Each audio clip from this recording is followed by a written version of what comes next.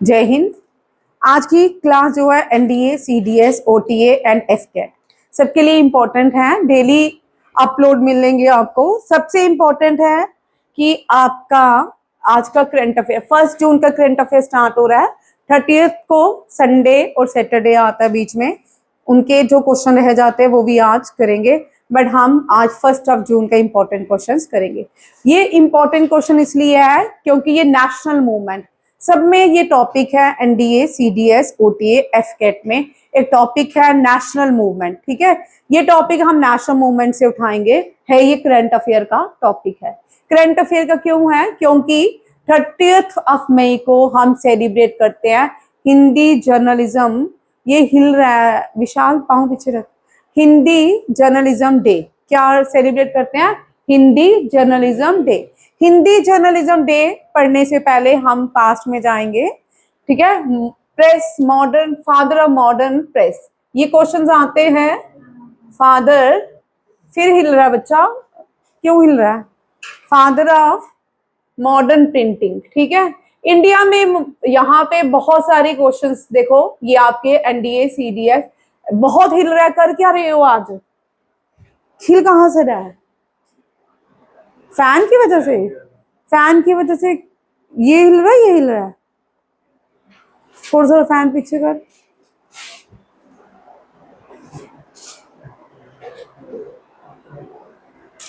बस ठीक है। इंडिया में प्रिंटिंग प्रेस किसने लाई? सबसे पहले जो इंडिया में प्रिंटिंग, पोर्टुगीज ने लाई थी। किसने लाई थी? पोर्टुगीज ने। ठीक है, फर्स्ट सबसे पहले इंडिया को डिस्कवर भी किसने किया था? पोर्टुगीज ने, Vasco D gamma. Vasco D gamma first reach in India in Calicut. Calicut कहाँ है? केरला में है। उसको आज हम कोझिकोड के नाम से जानते हैं। ठीक है, किस रास्ते से वास्को डी गामा भारत में आया? ये बड़ा केप ऑफ गुड होप। ठीक है, ये भी ये क्वेश्चन सारे आते हैं। ठीक है, इस तरह के क्वेश्चन आपके हिस्ट्री में पूछे जाएंगे। हिस्ट्री वाले जो बोलती हो वो थोड़ा थोड़ा लिख लिया करो ताकि आपको आगे चल के मुश्किल ना हो। ठीक है, चल। Father of modern printing press, सबसे पहले प्रेस इंट्रोड्यूस की गई। प्रिंट कल्चर, सबसे पहले प्रिंट कल्चर चाइना में आया। चाइना ने इंट्रोड्यूस किया था दुनिया को प्रिंट कल्चर, बट जो मॉडर्न प्रिंट कल्चर इंट्रोड्यूस किया था वो जर्मनी ने किया था। जर्मनी के जॉन गुटेनबर्ग ने किया था। किसने किया था? जॉन गुटेनबर्ग ने। जॉन गुटेनबर्ग जो थे father of modern printing press कहा जाता है। Father John Gutenberg, GUTTENBURG, John Gutenberg. लिखो क्वेश्चन। ठीक है, यहाँ पे बहुत इंपॉर्टेंट है। चाइना से ये जो थ्योरी थी कौन लेके गए? इटली में कौन लेके गया था? चाइना को जिसने डिस्कवर किया था, चाइना को डिस्कवर किया था मार्को पोलो ने। किसने? Marco Polo. और ये प्रिंटिंग प्रेस इटली लेके, आइडिया जो है इटली लेके गया, और जॉन गुटेनबर्ग ने मॉडर्न प्रिंटिंग प्रेस को दुनिया में इंट्रोड्यूस किया। फिर धीरे धीरे प्रिंट कल्चर फैला। सबसे पहले 308 जो बाइबल्स थी, बाइबल्स को पब्लिश किया गया। 308 बाइबल बुक्स को पब्लिश किया गया था। अब यहाँ पे एक और क्वेश्चन देखिए, बहुत इंपॉर्टेंट है।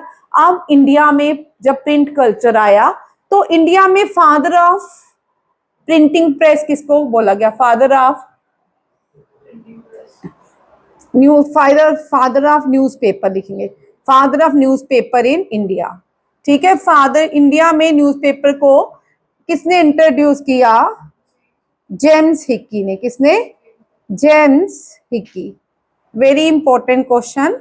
हिक्की डे भी सेलिब्रेट करते हैं हम। क्या करते हैं?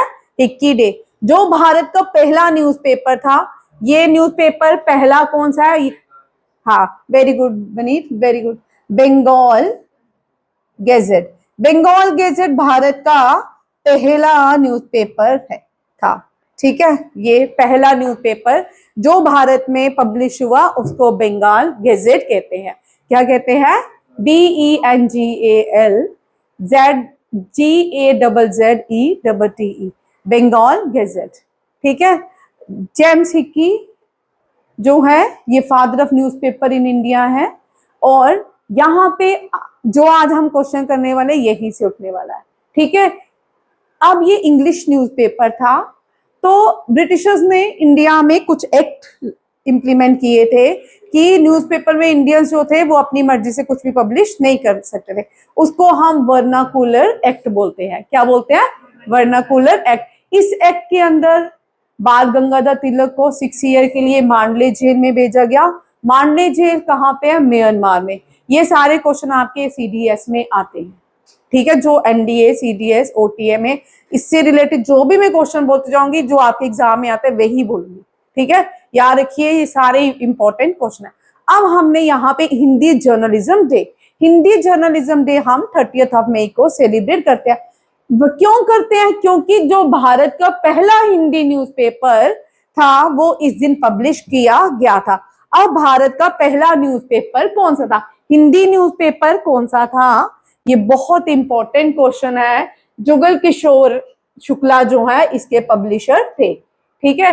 हिंदी न्यूज़पेपर उदंत मार्तंड, सनराइज, ठीक है। उदंत मार्तंड, ठीक है। मार्तंड होता है sun. Udant Martand first Hindi newspaper in India, ठीक है। फर्स्ट कब पब्लिश किया गया था? 1826 कोलकाता में।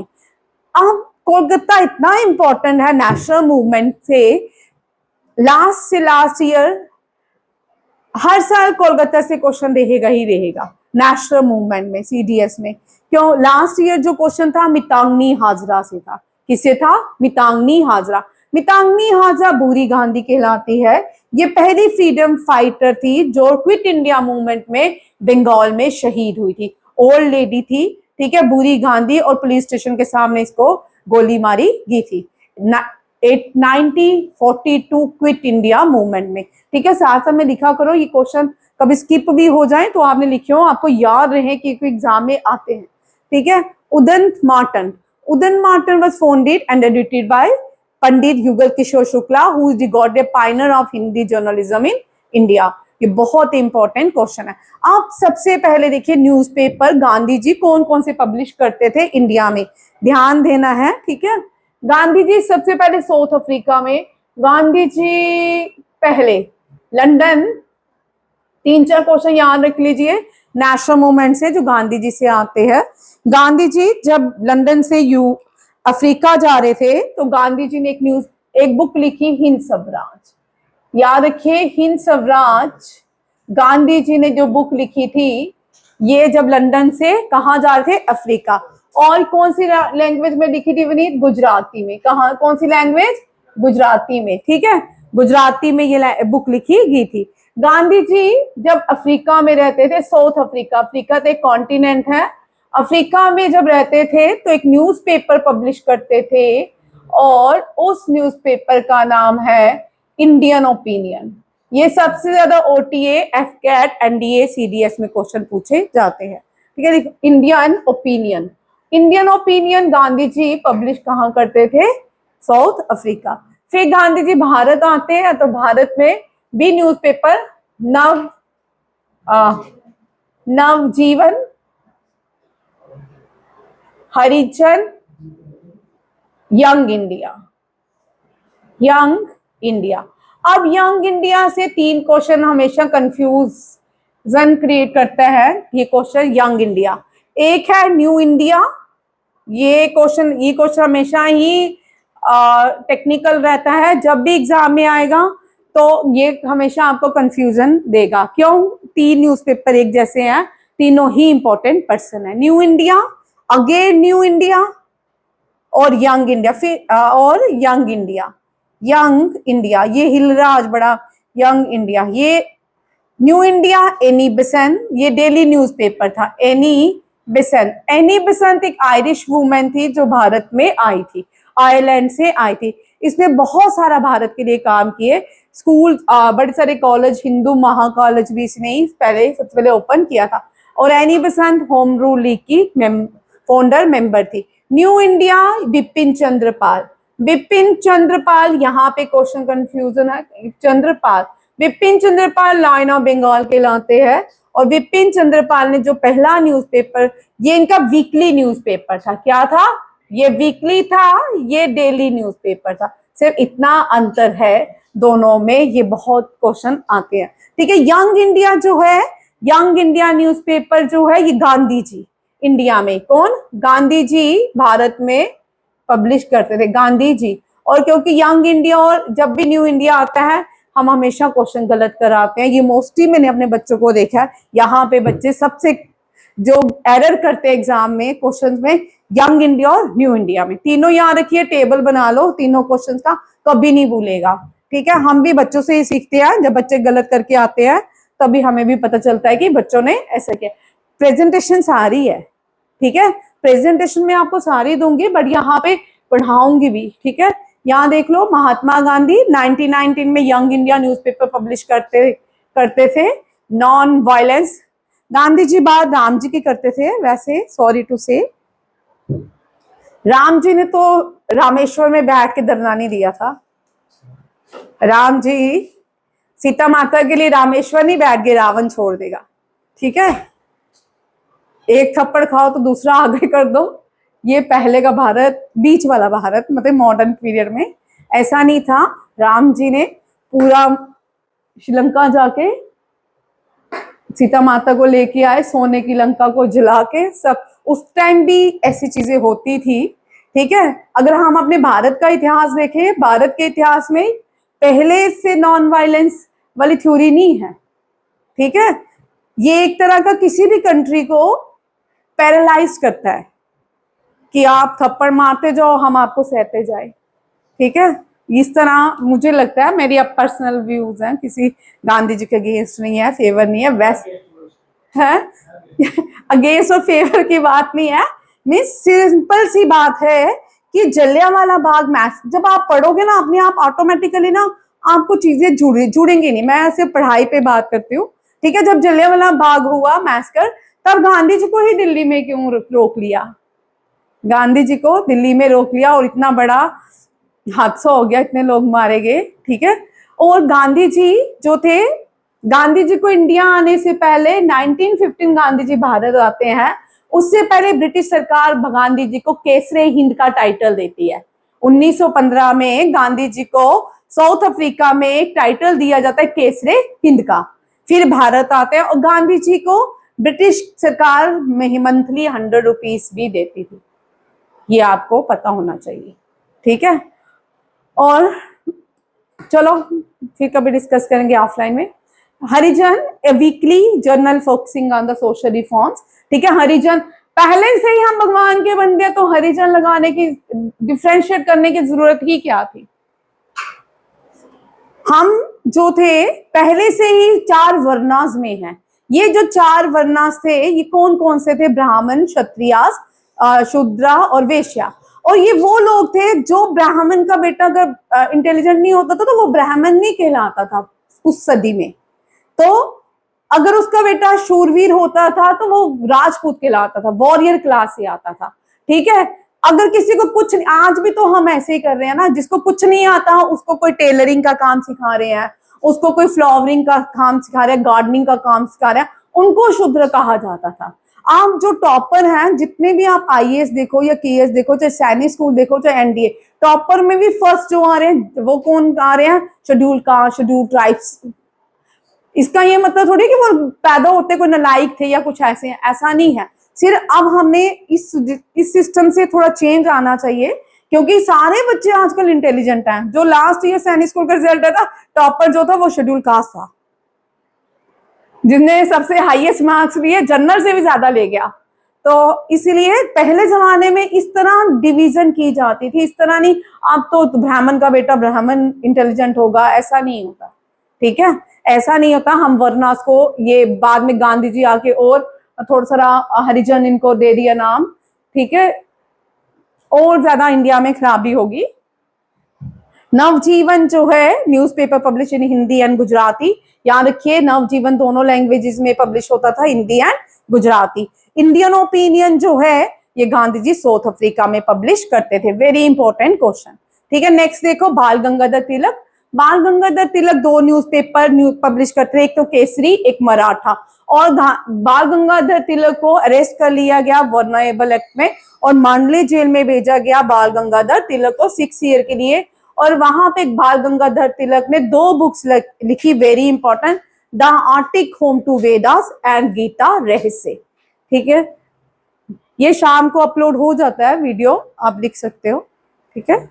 वैसे साथ में जितना लिख सकते हो वो लिखो, ठीक है। अमृता बाजार पत्रिका जो है ये शिशिर कुमार घोष एंड मोतीलाल घोष, ये बहुत रिपीटेड क्वेश्चन है, तूने याद कर लिए सारे, ये बहुत ही इंपॉर्टेंट क्वेश्चन है, ये बहुत बार रिपीट होता है, ठीक है। The Hindu G Subramania Iyer and M Veera Raghavacharya ने पब्लिश किया था, ये 1878 द हिंदू। स्वदेशी मित्रन 1882, ये तमिल लैंग्वेज न्यूज़पेपर था, to awakening patriotism in Indians, ठीक है। जी सुब्रमण्यम अय्यर ने। The Bengalee edited by Surendranath Banerjee, लिख लो, ठीक है। अमृता बाजार पत्रिका ज्ञान सर ने बुक दी है सबको, ज्ञान में सारी है, ठीक है, मैं टिक कर दूंगी सबको, ठीक है। तूने याद कर लिए, ये लिख ले।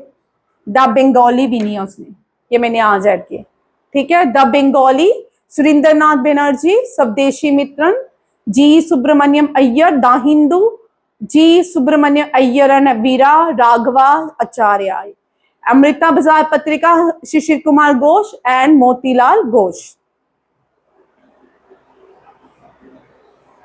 नेक्स्ट है वंदे मातरम। वंदे मातरम का याद रखिए, वंदे मातरम स्लोगन एक मास स्लोगन था। वैसे तो वंदे मातरम बंकिम चंद्र चटर्जी ने कंपोज किया था, और ये कब पहली बार एज अ स्लोगन यूज किया गया, कौन सी मूवमेंट थी, स्वदेशी मूवमेंट। स्वदेशी मूवमेंट कब हुई, 1905, जब पार्टीशन ऑफ बंगाल हुई, तब सबसे पहले जो मूवमेंट आई वो कौन सी थी, स्वदेशी मूवमेंट। और वंदे मातरम का वहां पे कोलकाता के टाउन हॉल में, कोलकाता के टाउन हॉल में इस स्लोगन का यूज किया गया पहली बार। इस तरह के क्वेश्चन आपको डेप्थ में रहते हैं सीडीएस, एनडीए और एफकैट और ओटीए में। ऐसे सीजीएल सीएचएस में इतने इंपॉर्टेंट ऐसे नहीं आते।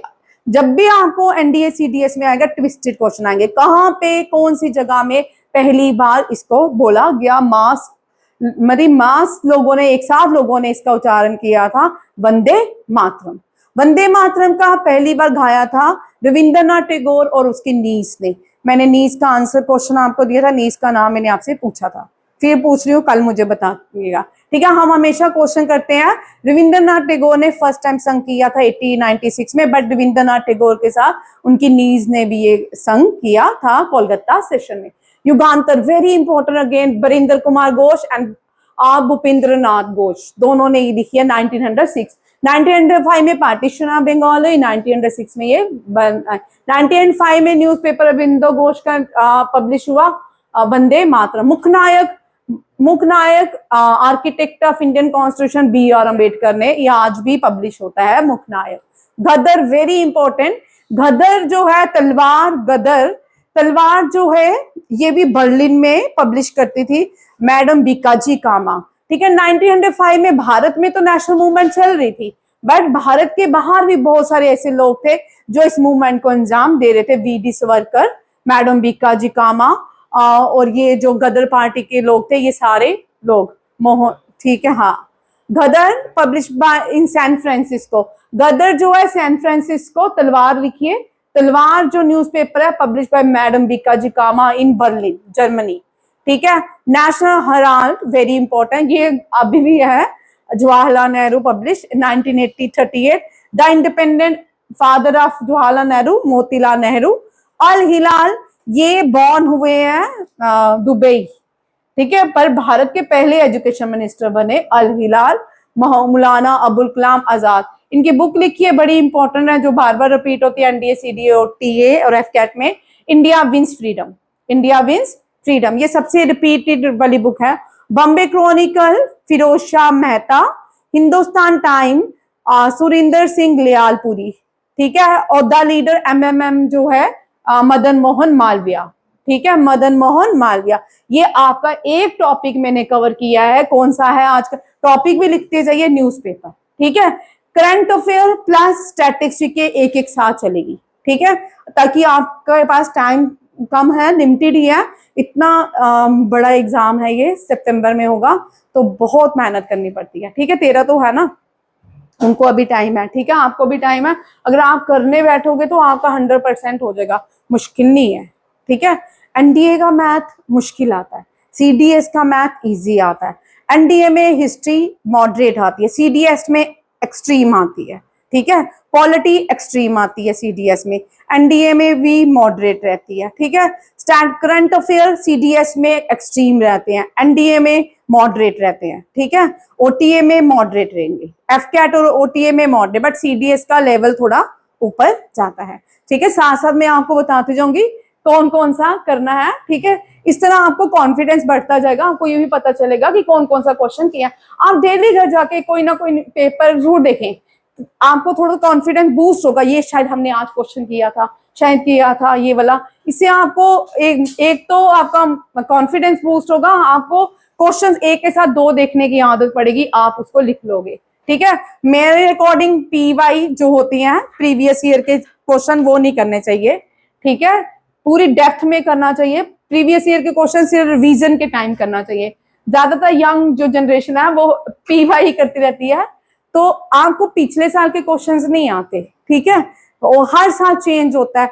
मेरा मानना है कि सबसे पहले सैनिक स्कूल का जिस पैटर्न में पेपर आता ना पूरे साल यूपीएससी के हिसाब से पेपर डिफिकल्ट, अगर डिफिकल्ट है तो सब लेवल डिफिकल्ट लेगा, ठीक है। वेरी इंपॉर्टेंट क्वेश्चन, ये भारत का आईएनएस इंडियन नेवल शिप है, इंडियनजेनियसली है, भारत ने बनाया है, कोच्चि में ये कमीशन है, और इसने एक मिशन कंप्लीट किया है, और इस मिशन को ये 13 कंट्रीज में ये 30 कंट्रीज में जाएगा, 13 पोर्ट्स तक जाएगा। और ये आईएनएस सुदर्शनी ने जो मिशन लॉन्च किया, ये पूरे सीज में इंडियन ओशन से हर जगह जाएगा। लोकयान 26 क्या है मिशन का नाम, लोकयान 26। और देखो under which expeditions did INS Sudarshini complete its history transatlantic passage and arrived at, पहला जो इसने आज कंट्री, ये एक आइलैंड नेशन है, एंटीगुआ में रीच हो चुका है। ये आपका डिफेंस का क्वेश्चन है, किसका, करंट अफेयर्स का, ठीक है। वो जो पीछा एक क्वेश्चन किया हमने वो भी क्या था, करंट अफेयर का इंपॉर्टेंट डे एंड डेट्स का क्वेश्चन था, ठीक है। आपने लिखना आयन, ये समुद्र सेतु हमने 2016 में, ये 2026 लिख दिया, 2016 और 2021 में भी लॉन्च किया। 2016 में कोविड के लिए था। वेरी मिशन ओशन करंट, ये भी अलग अलग है। सागर परिक्रमा में फीमेल्स जो है ये सेल करती हैं, और सागर परिक्रमा में ये बहुत इंपॉर्टेंट, धीरे धीरे आएंगे, जब इस साल भी आएगा सागर परिक्रमा, जब आएगा तब पढ़ेंगे, ठीक है। गोवा शिपयार्ड ने, ये सबसे पहले याद रखना, आईएनएस सुदर्शनी किसने बनाया, गोवा शिपयार्ड ने, ठीक है। कहाँ पे कमीशन है, कोच्चि में, ठीक है, ये याद रखना है, ठीक है। और ये 2012 में बनाया क्या था। इसी तरह बहुत सारे आईएनएस डीकमीशन भी हो जाते हैं, वो भी हमने साथ में करने हैं, अभी फिलहाल नहीं, आज इसका क्वेश्चन बहुत बड़ा है, ठीक है। आईएनएस सुदर्शनी गोवा शिपयार्ड ने बनाया था, 2012 में कोच्चि में बेस्ड है, और इसका जो एक्सपीडिशन है उसका नाम है लोकयान, क्या है। और शिप जो है 10 मंथ, कितने नॉटिकल, सी से हम किलोमीटर नहीं मेजर करते, समुद्र में नॉटिकल होते हैं, क्या होते हैं, 22,000 नॉटिकल माइल्स पूरे 10 मंथ में ये कवर करेगा। जनवरी में स्टार्ट हुआ था, ठीक है। पहले कहां पहुंचा है, एंटीगुआ, ठीक है, याद रखें, स्टार्टेड इन कोच्चि, कोच्चि से स्टार्ट किया गया। कोच्चि जो है ये ट्रांस अटलांटिक को क्रॉस करेगा, अराइविंग इन एंटीगुआ इन प्लेट। यहाँ पे थोड़ा सा देखिए, आपके लिए बड़ा इंपॉर्टेंट क्वेश्चन है, यहाँ देखिए 4 पोर्ट्स इंपॉर्टेंट याद रखने हैं, ठीक है। गुजरात और महाराष्ट्र के हम कोस्ट को क्या कहते हैं, ये याद कर लो, ये ज्योग्राफी का क्वेश्चन है, क्योंकि पोर्ट कर रहे हैं आपको पता होना चाहिए, कोस्ट भी अभी आएगा। गुजरात और महाराष्ट्र के पोर्ट को, कोस्ट को हम खांडला कोस्ट कहते हैं, खांडला कोस्ट कहते हैं, ठीक है। महाराष्ट्र और गोवा वाला जो है इसको हम कोंकण कहते हैं, क्या कहते हैं, कोंकण कोस्ट। कर्नाटका और केरला के बीच वाला हम इसको क्या कहते हैं, मालाबार कोस्ट, मालाबार कोस्ट, ये लिख लो, बहुत इंपॉर्टेंट है। और फिर जो यहाँ पे आते हैं ये जो है कोरोमंडल कोस्ट कहलाता है, कोरोमंडल कोस्ट कहलाता है।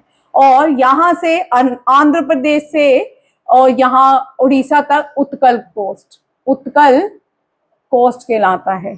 यहाँ बीच में एक मैं खा रही हूँ, यहाँ एक और पोस्ट है, चलो मैं बाद में याद आएगा तो आ ही जाएगा याद। बीच में एक और है, ठीक है, खा रही हूं मैं, ठीक है। ये तीनों याद रखिए, गुजरात और महाराष्ट्र वाला खांडला पोस्ट, और खांडला जो पोर्ट है भारत का, ये भी याद रखिए। जब हम आजाद नहीं थे, जब पूरा पाकिस्तान कोई नाम देश नहीं था, भारत का सबसे बड़ा पोर्ट कराची पोर्ट था, ठीक है। जब पार्टीशन होगी, कराची पोर्ट पाकिस्तान में चले गया, और आजादी के बाद इस साल क्वेश्चन आया यूपीएससी के एग्जाम में, आजादी के बाद भारत ने जो पहला पोर्ट बनाया वो खांडला पोर्ट था। खांडला पोर्ट को आज हम दीन दयाल उपाध्याय पोर्ट कहते हैं। क्या कहते हैं?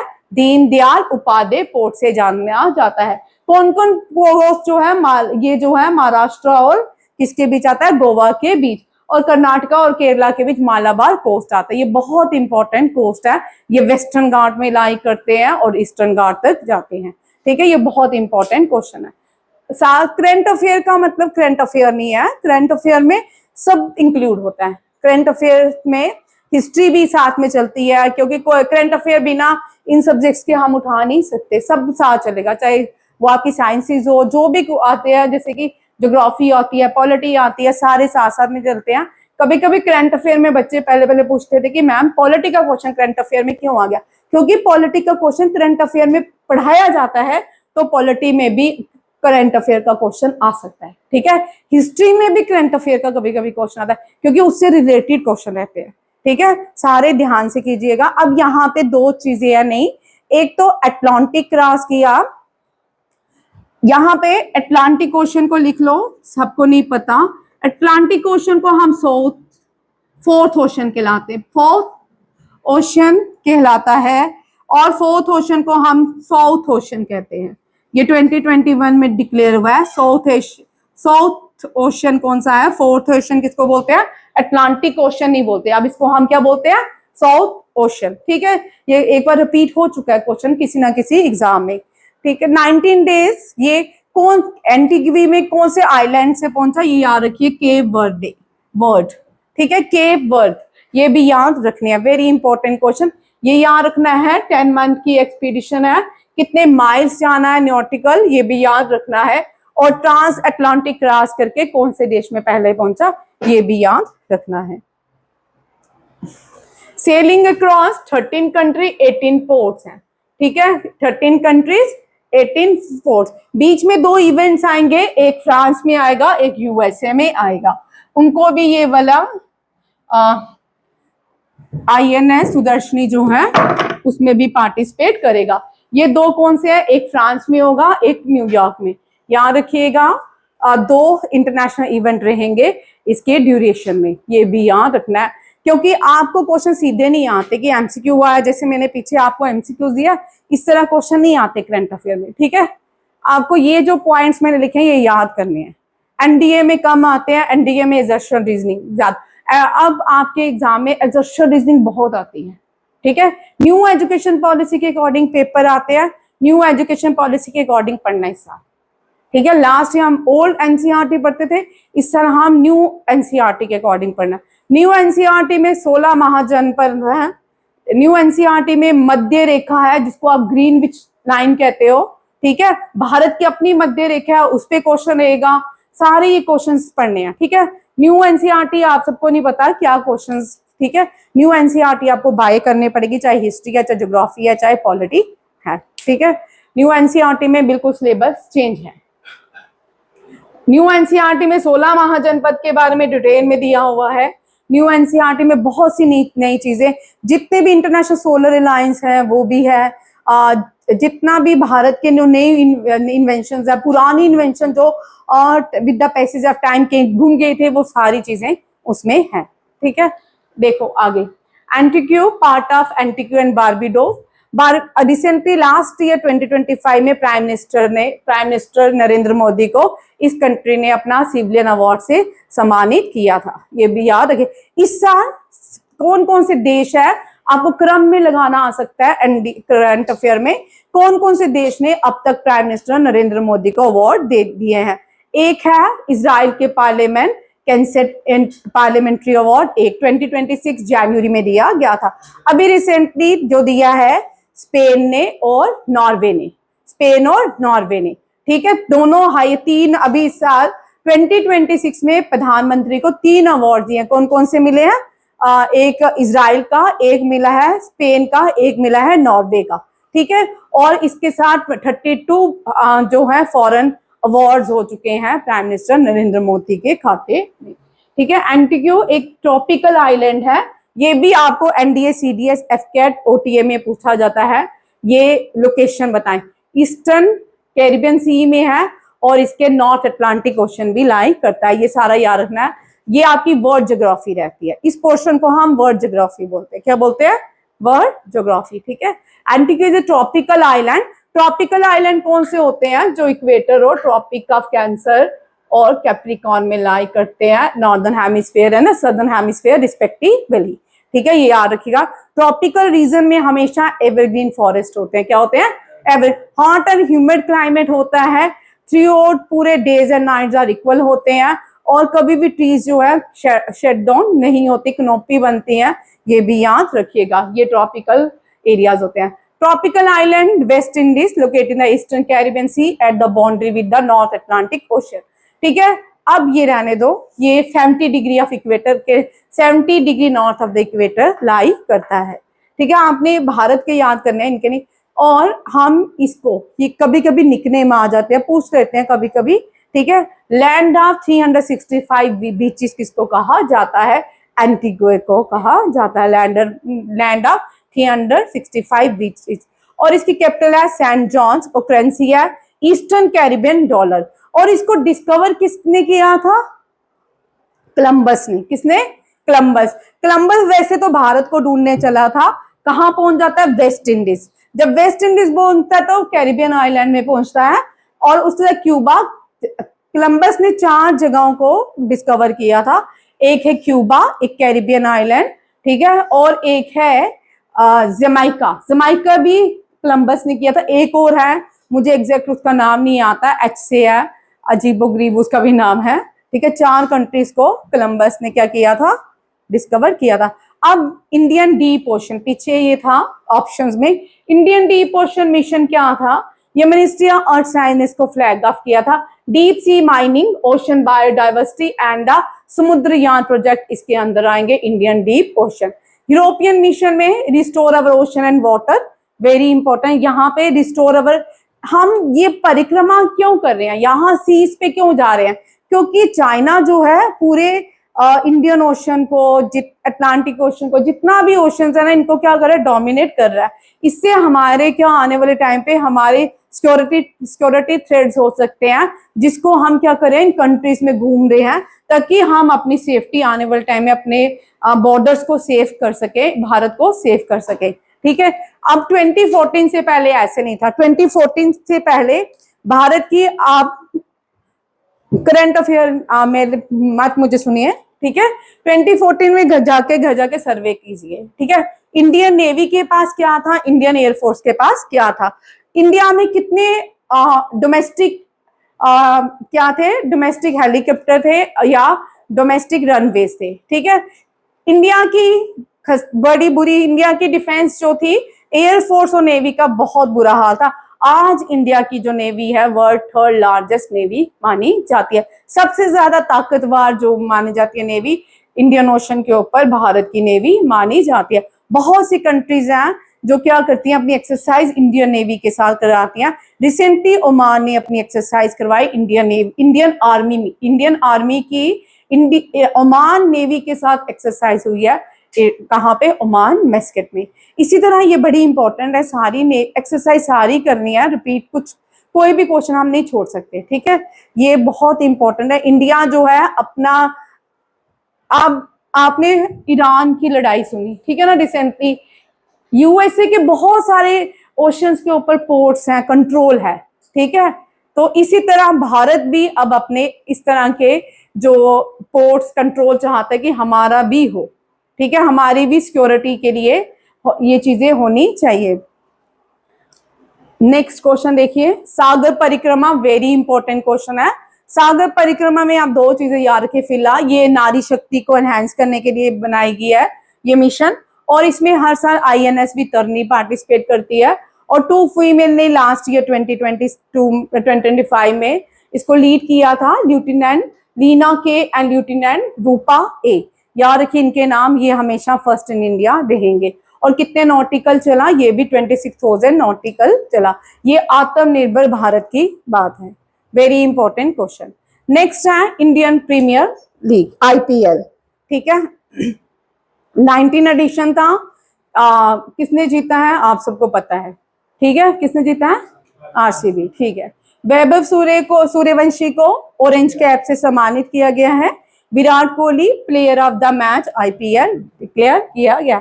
अब ये इंपॉर्टेंट क्वेश्चन नहीं है, ये आपको आते हैं, इंपॉर्टेंट ये है, ठीक है। अब वो ये आपको क्वेश्चन नहीं आएगा, ये छोटी क्लासेस के कॉम्पिटेंट, आपको ये आएगा, ठीक है। आपको 2021 वर्सेस याद करने हैं, किसने चेन्नई सुपर किंग्स के साथ हुआ था, ठीक है। ये सारे pattern, Royal Challengers Bengaluru beat Punjab king, ये आप सब लड़कों को आते होंगे क्योंकि ये सब बॉयज देखते हैं, फिर भी आपको ये याद रखनी है, ठीक है। ये बहुत ऐसे भी हैं जो IPL नहीं देखते, ठीक है, मेरे जैसा, उनको, ठीक है। अब नेक्स्ट इंपॉर्टेंट क्वेश्चन है मुस्कान, सबसे ज्यादा इंपॉर्टेंट क्वेश्चन जो इस साल आएगा एग्जाम में। इस साल कॉमनवेल्थ गेम्स होनी है, इस साल एशियन गेम्स होनी है। जब भी ये गेम्स होती हैं इनके मैस्केट आते हैं, क्या आते हैं? मैस्केट। आज मैं सिर्फ पैटर्न लेके आई हूँ स्पोर्ट्स में मैस्केट, कौन कौन सी गेम के मैस्केट, आपको ये पूरा टेबल है, आप बना लो, सभी टेबल बनाओ। कॉमनवेल्थ गेम्स का मैस्केट है फिनी, FINNI। एशियन गेम का मैस्केट है हनोहन, ये है हनोहन। क्या वो फिनी, FINNIE। आप समझ नहीं आ रहा, समझ आ रहा आपको? फिनी, ठीक है, मैस्केट, ठीक है। एशियन गेम, सबसे पहले एशियन गेम भारत में हुई थी, इस साल कॉमनवेल्थ गेम ग्लासगो में होनी है। कहाँ पे होनी है? ग्लासगो में, USA में। और एशियन गेम इस साल नेपाल में होनी है। कहाँ होनी है? नेपाल में। ये 4 साल इनका पीरियड होता है, 4 साल बाद होती है, ठीक है। और ट्राइबल गेम्स, ये खेलो इंडिया ट्राइबल गेम्स है भारत की, छत्तीसगढ़ पहली tribal game. Very important question, पहली ट्राइबल गेम्स भारत में कहाँ खेली जाएंगी? छत्तीसगढ़, ठीक है। और मोरवी इसका मैस्केट है, ठीक है। ऑप्शन में फीफा इस बार 3 जगह में होगा। फीफा वर्ल्ड कप जो है 3 जगहों में होना है इस साल। कहाँ में? मैक्सिको, USA एंड कनाडा में होना है। और तीनों का ही अलग अलग क्या है? मैस्केट्स है। मैपल है कनाडा का, यायो है मैक्सिको का, क्लच है यूनाइटेड स्टेट का, ठीक है। मेरे पास पहले बच्चे आते थे, वो फुटबॉल खेलते थे, उनको सब आता था, ठीक है। वो बड़े सारे बच्चे हैं मेरे ऐसे खेलते हैं, तो उन सबको सब नाम आते। तब मैंने नया नया करंट अफेयर पढ़ाना शुरू किया था, 2016 में आता है, मुझे तो नाम भी नहीं आते थे इनके, तो उन सबको नाम आते थे, तो ये सारे नाम मुझे याद करवाते थे वो। फिर बैठ के, मैम ये नाम ऐसा है, इसको ऐसे पढ़ते हैं। एक नाम है, जब पहली बार मैंने पढ़ाया, नोवाक जोकोविक है, ठीक है। तो नोवाक जोकोविक मैंने पढ़ा, तो मेरे लिए पहली बार था, 2015 की बात है, मैंने उसको नोवाक डिजोकोविक पढ़ा। तो फिर बच्चों ने बोला जोकोविक बड़ा अच्छा है, बच्चे भी पढ़ाते हैं, ऐसा नहीं है कि टीचर पढ़ के सभी आते हैं। गेम्स मैंने उनसे सीखी सारी, फीफा वर्ल्ड कप और जो है ये उनसे सीखा। वैसे तो मैं लॉन टेनिस जानती थी, ये फुटबॉल के बारे में कोई नॉलेज नहीं थी, सारा बच्चों ने मुझे सिखाया थी, ठीक है। The mascot of the recent upcoming edition, ये वेरी खेलो नेशनल गेम्स जो होती है, ये नेशनल गेम्स है, रीजनल गेम है, 2 साल में एक बार होती है। कितनी? 2 साल में। ये पूरा टेबल भी लाई हूं मैं इसका, क्योंकि ये इंपॉर्टेंट है। 39th एडिशन लिख लो, यहाँ नहीं लिखा। 39th एडिशन कहाँ होगा? मेघालय में, ठीक है। 38 एडिशन का मैस्केट क्या है? मोली। 36 एडिशन का स्वराज, ये गुजरात में हुआ था। मोली एक खा लिया मैंने, हाँ खाया नहीं है। 38 का जो है मोली है, 37 गोवा में हुआ था, मोगा। 36 स्वराज, 35 जो है केरला अम्मू, एंड 34 जो है झारखंड चाओ। चाओ इंटेंजिबल डांस है झारखंड का, वेरी इंपॉर्टेंट क्वेश्चन। ये most repeated dance and festival में क्वेश्चन रिपीट होता है एनडीए, सीडीएस, एफकेट एंड ओटीए में, ठीक है, ये सारे क्वेश्चन रिपीट होते हैं। 38 नेशनल गेम उत्तराखंड, 39 मेघालय में होगी, और 30 जो है 37 गोवा में, 36 गुजरात, 35 केरला में, 34 आपको ये पूरी सीरीज याद करनी है, ठीक है, इनमें से कुछ भी नहीं छोड़ सकते। कभी कभी एग्जाम में 2019 तक 2019 जो एग्जाम के पैटर्न थे वो चेंज होना शुरू हो गए थे, डिफिकल्टी की तरफ आ रहे थे, बीच में कोविड आ गया जिसकी वजह से थोड़ा सा रुक गया, बट अब हम फिर से देख रहे हैं उसी पैटर्न में पेपर आना शुरू। 2019 का सबसे डिफिकल्ट पेपर था एनडीए का, आज तक सबसे डिफिकल्ट जो पेपर एनडीए का रहा 20, और जो 2021 में हुआ वो तो इजी पेपर था, लड्डू पेपर था, मीन्स मेरे लिए, बच्चों के लिए भी हो सकता है, क्योंकि बड़े अनएक्सपेक्टेड क्वेश्चन थे जो जनरल जीके से थे, ठीक है। नेक्स्ट है समर ओलंपिक्स, वेरी इंपॉर्टेंट।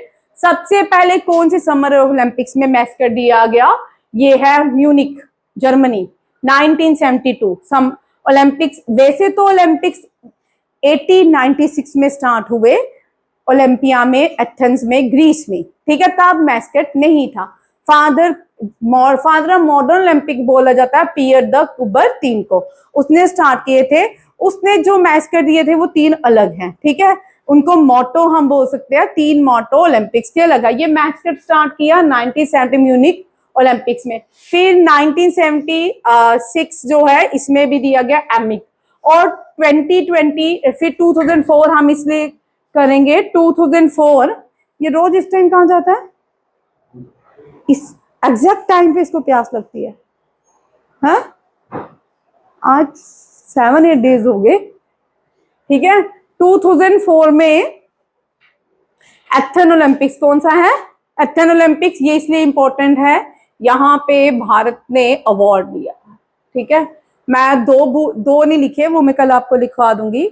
यहाँ पे भारत ने पहला शूटिंग का अवार्ड लिया था, राज्यवर्धन सिंह राठौड़ ने। ये राजस्थान से हैं, वर्धन सिंह राठौड़, ठीक है, राजा हैं, ठीक है, राजस्थान से बिलोंग करते हैं। तो रोज इस टाइम में प्यास लगती है, अच्छा, सिल्वर लाए थे, ठीक है, शूटिंग में। फिर उसके बाद ये एथेंस का है, पिवोस एंड एथेंस। 2008 में पहली बार भारत का गोल्ड आया, एक ही गोल्ड, भारत के पास कोई खास गोल्ड नहीं है, 2 ही गोल्ड है, ठीक है। एक गोल्ड ये लाया किसने, अभिनव बिंद्रा ने, अभिनव बिंद्रा, ये भी शूटिंग का ही है, ठीक है। शूटिंग में हमने सबसे ज्यादा मेडल जीते हैं, ठीक है, ओलंपिक्स में, अभिनव बिंद्रा। फिर इसका ये देखो, अब आपको ये क्वेश्चन ट्विस्ट हो सकता है, अभिनव बिंद्रा ने गोल्ड बीजिंग ओलंपिक्स में लाया, इसका मैस्कट क्या था, ठीक है, ये आने के चांसेस हैं। लास्ट ईयर हम ज्यादातर रिपीट करते थे, अभिनव बिंद्रा ने गोल्ड लाया कौन से ओलंपिक्स में, और सेम क्वेश्चन था बीजिंग ओलंपिक, सेम क्वेश्चन था। इस साल मैं ये करवाऊंगी मैस्कट के साथ, सभी याद, ठीक है। ये स्टैटिक जीके की क्लास जो होती है सैटरडे को होती है, सैटरडे को हम ओलंपिक्स उठाएंगे पूरा टॉपिक, ठीक है। जितने भी 1896 से लेके अब तक जितने भी जो भी क्वेश्चंस बनते हैं वो सारे उठाएंगे सैटरडे की क्लास में, ये कर लो, ठीक है। 2012 में वेनलॉक था, 2012 में भी भारत ने बड़े सारे मेडल लाए। 26 में भारत ने सिर्फ 2 ही मेडल लाए, रियो ओलंपिक्स विनिकस इसका क्या है मैस्कट। टोक्यो ओलंपिक्स 2022 में हुआ था, बट 2020 लिखते हैं क्योंकि कोविड की वजह से ऐसा है, ठीक है। मेरी टोवा, ठीक है। 2024 में भी भारत ने कुछ नहीं किया, कोई खास नहीं किया, फ्रीगेन कैप मोटिव था, फ्रांस में हुआ था। अब 2028, 2032 एंड 2036, 28 में होगा लॉस एंजल में, लॉस एंजल यूएसए में, ठीक है। 32 में ब्रिस्बेन ऑस्ट्रेलिया में होगा, ठीक है। एंड 36 जो है टू बी, ये अभी होगा कि नहीं ये पता नहीं है, ठीक है। फिर भी 50-50 है, ये होगा कि नहीं। ठीक है, ये आपके सारे मैस्केट्स हैं जो कॉमन इंपॉर्टेंट गेम्स हैं जिनसे आपको आ सकता है। ठीक है, अब जीआई टैग, जीआई टैग क्या होता है, ये भी बहुत मोस्ट इंपॉर्टेंट क्वेश्चन है। ये जीआई टैग हम जैसे कि राजमा है, ठीक है, भद्रवाही भद्रवाह के इंडिया में राजमा को कौन से राजमा के कौन सी जगह के राजमा को जीआई टैग दिया गया है, भद्रवाह के राजमा को जीआई टैग है। जीआई टैग अगर वायलेशन करते हैं तो आपको कंपनसेशन प्लस पनिशमेंट भी होती है। और भारत की कोई भी स्टेट नहीं बोल सकती कि हमारे राजमा बेस्ट है। जीआई टैग किसको मिला है, भद्रवाह के राजमा। फिर गुच्छी जेएंडके की है, ये भी किसको मिला है, जेएंडके। इसी तरह कलाड़ी है, ठीक है, और भी राजौरी की बड़ी सारी डिस्ट्रिक्ट्स हैं जेएंडके की, वहां पे आपको बड़ा कुछ देखने को जीआई टैग मिलता है। आज हम ये नॉर्थ ईस्ट की स्टेट है तो हम नॉर्थ ईस्ट के सारे जीआई टैग में आपको ये टॉपिक भी पूरे का पूरा कंप्लीट हो जाए। याद आपको करने हैं जीआई टैग जितने भी हैं सारे याद करने हैं, एक एक क्वेश्चन याद करना, बड़ा डेप्थ में पेपर होते हैं। ठीक है, अब यहाँ देखो कितने सेंटर ने अप्रूवल किया financial outlay mission queen pineapple. ये जो पाइनएप्पल बेस्ट पाइनएप्पल इंडिया में त्रिपुरा में मिलता है। आपको पता आर एस पुरा में स्ट्रॉबेरी ग्रो की जाती है और हमारे जम्मू में ही नहीं खाने को मिलती, बाकी वो पूरी जगह जाती है इंडिया में। अगर जम्मू में सेल होती है, लास्ट ईयर 20 रुपए की एक एक डिब्बा सेल हो रहा था। यहाँ से लोकल मार्केट ने यहाँ कहीं सेल करना शुरू की थी और बहुत चीप रेट्स में आपको स्ट्रॉबेरी मिल रही थी। ठीक है, अगर बाहर चले जाए फिर कॉस्टली हो जाती है। ठीक, ₹236 करोड़, ये याद रखना है। ये जीआई टैग किसका है, त्रिपुरा का, और इसको लॉन्च किसने किया है, union minister Jyotiraditya Scindia. Very very important question. अब देखो जीआई टैग हर एक स्टेट के, अरुणाचल प्रदेश का, ये सारे आप लिख लो। अरुणाचल ऑरेंज जो है एग्रीकल्चर से, इदू मिश्मी टेक्सटाइल हैंडीक्राफ्ट से, very very important for JKSSB exam. ठीक है, एसआई का अगर किसी ने एग्जाम देना है तो उसके लिए बहुत इंपॉर्टेंट है हैंडीक्राफ्ट, सिर्फ हैंडीक्राफ्ट इंपॉर्टेंट है, याद रखिए।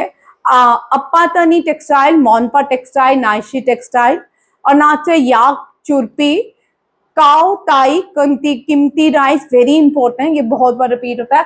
तंगसा टेक्सटाइल, ये भी है अरुणाचल पर। असम से देखिए muga silk, very very important, सबसे इंपॉर्टेंट क्वेश्चन रिपीट होता है जीआई में, muga silk. Assam very important, ये भी पहली बार किसी कंट्री में एक्सपोर्ट किया गया है। कार्बी एंग्लोंग जिंजर, ठीक है, इसकी अपनी खासियत है, ये सिर्फ असम में ग्रो होता है।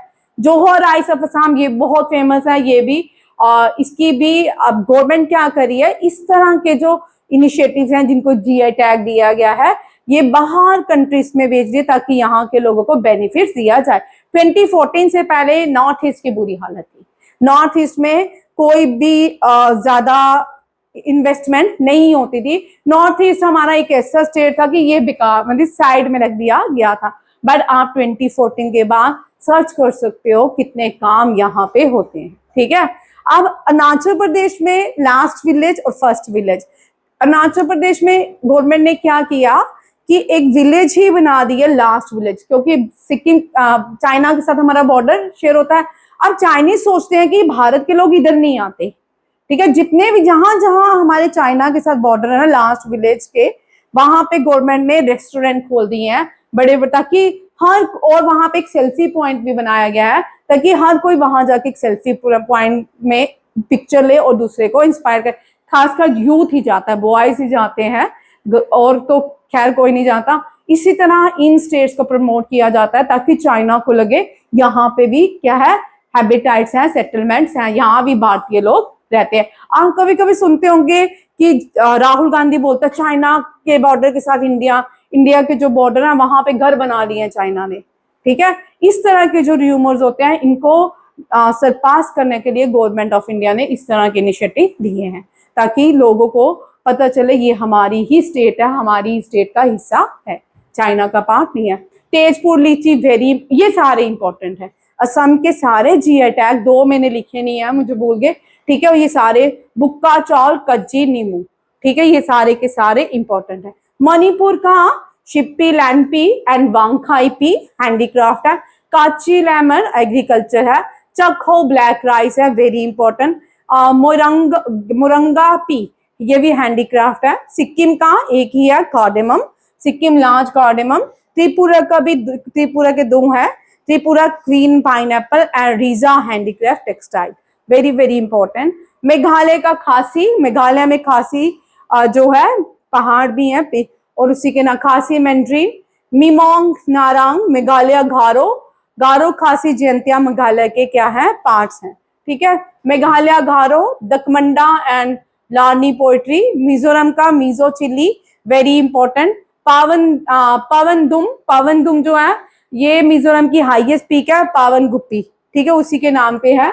हमराम, नगोतकहिरा, ये मुश्किल नाम है, याद कर लीजिएगा, ठीक है। ये सारे मैम भी आ गए। नेक्स्ट नागालैंड का है नागा मिर्ची, किंग मिर्ची कहा जाता है इसको, नागा ट्री टमेटो, और चक्की सैंग शॉल एंड नागा कुकम्बर, ठीक है। ये सारे क्वेश्चन बहुत इंपॉर्टेंट हैं और ये आपको आएंगे ही आएंगे एग्जाम में।